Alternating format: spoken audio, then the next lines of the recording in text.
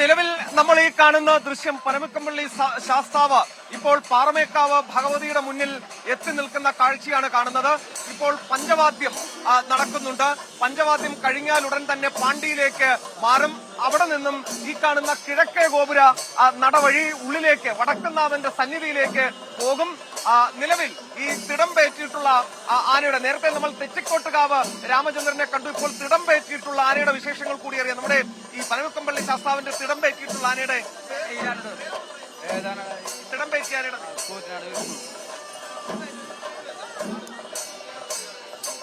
ഒരുപാട് പ്രത്യേകതകളുണ്ട്. നാടനാനയാണ്.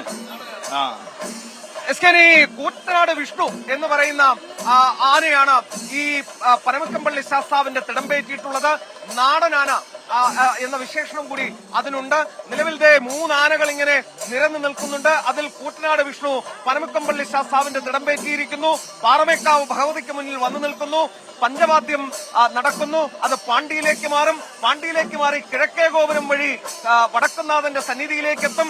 ഇപ്പോൾ അല്പസമയം മുമ്പ് തെച്ചിക്കോട്ടുകാവ് രാമചന്ദ്രൻ ഈ പാറമേക്കാവ് സന്നിധിയിലെത്തിയിരുന്നു.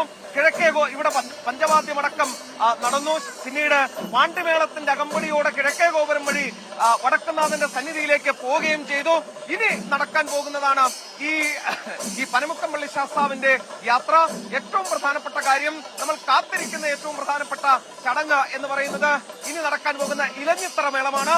വാദ്യപ്രമാണിമാരുടെ നേതൃത്വത്തിൽ നടക്കുന്ന, വാദ്യ കുലപതികളുടെ നേതൃത്വത്തിൽ നടക്കുന്ന ഇലഞ്ഞിത്തറ മേളം, ലോക പ്രശസ്തമായ ഇലഞ്ഞിത്തറ മേളം, അത് ഈ പൂരത്തിന്റെ ഭാഗമായി നടക്കാൻ പോകുന്നു ഈ തേക്കിൻകാട് മൈതാനിയിൽ. അതിനുവേണ്ടിയുള്ള കാത്തിരിപ്പാണ്. പൊട്ടിക്കയറുന്ന പല രീതിയിലുള്ള പല ശ്രവ്യ വിസ്മയം തീർക്കുന്ന കൊട്ട് അത് നമുക്ക് ഈ ഇലഞ്ഞിത്തറ മേളത്തിൽ കാണാൻ സാധിക്കും.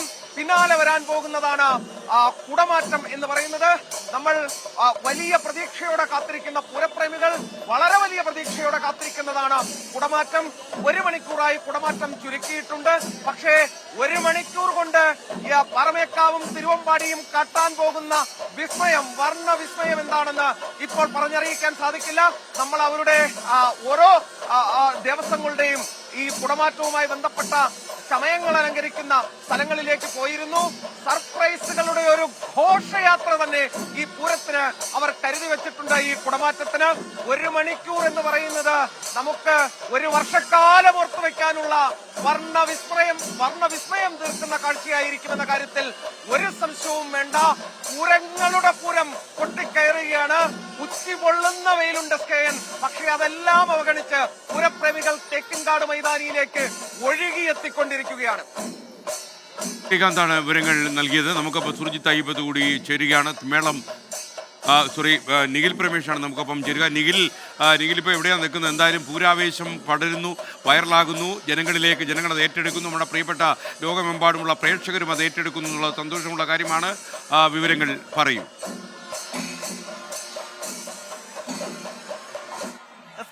ആലൂർ വിഭാഗത്തിന്റെ എഴുന്നള്ളത്താണ്. ഇപ്പോൾ അഭിമുഖമായി 2 പൂരങ്ങൾ ഇവിടേക്ക് എത്തിച്ചേർന്നുകൊണ്ടിരിക്കുന്ന കാഴ്ചയാണ് നമ്മൾ കാണുന്നത്.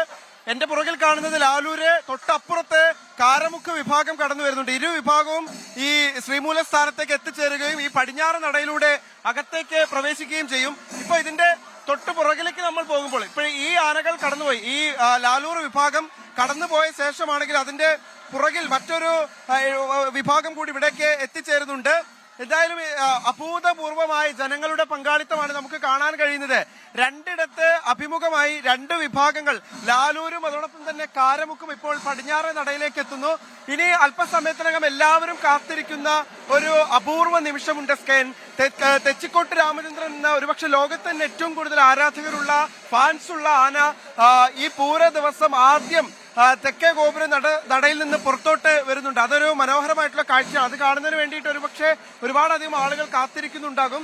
ഇപ്പോൾ ഞാനുള്ളത് പടിഞ്ഞാറ് നടയിലാണ്. പടിഞ്ഞാറ് നടയിലൂടെയാണ് ഘടകപൂരങ്ങൾ ഓരോരുത്തരെ, ഘടകക്ഷേത്രങ്ങളുടെ തിടമ്പേറ്റിയ ഗജവീരന്മാർ ഇങ്ങനെ ക്ഷേത്രത്തിനകത്തേക്ക് കടന്നു വരുന്നത്. ഇത്തവണത്തെ ആളുകളുടെ എണ്ണം ഞാൻ നേരത്തെ പറഞ്ഞിരുന്നു, വളരെ കൂടുതലാണ്. അഭൂതപൂർവമായിട്ടുള്ള ആളുകളുടെ പങ്കാളിത്തമാണ് നമുക്ക് കാണാൻ കഴിയുന്നത്. അതുകൊണ്ട് തന്നെ ഓരോ പൂരങ്ങൾ ഇങ്ങോട്ട് എത്തുമ്പോഴും അതിനോട് ചേർന്ന് നിന്നുകൊണ്ട് അതിന് അഭിവാദ്യം അർപ്പിച്ച പ്രാർത്ഥനകളോടുകൂടി ഇവിടേക്ക് ഒരുപാടധികം ആളുകൾ കടന്നു വരുന്ന കാഴ്ചയാണ് നമുക്ക് കാണാൻ കഴിയുന്നത്. ഒന്നിനു പുറമെ ഒന്നായി പല മേളങ്ങൾ, പാണ്ഡിമേളങ്ങൾ, വിവിധ തരത്തിലുള്ള മറ്റ് ആസ്വാദ്യകരമായിട്ടുള്ള മേളങ്ങൾ, അതെല്ലാമായി ഇവിടേക്ക് ഇങ്ങനെ ഈ പടിഞ്ഞാറൻ നടയിലേക്ക് കൂടുതൽ ചെറുപൂരങ്ങൾ എത്തിച്ചേരുന്ന കാഴ്ചയാണ് കാണാനാവുന്നത്. നമുക്ക് ഇവരോട് ചോദിക്കാം, എവിടുന്നാ വരുന്നത്?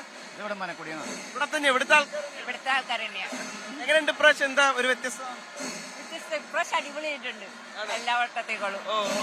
എല്ലാ വർഷം വരുന്നതാണല്ലോ അല്ലേ?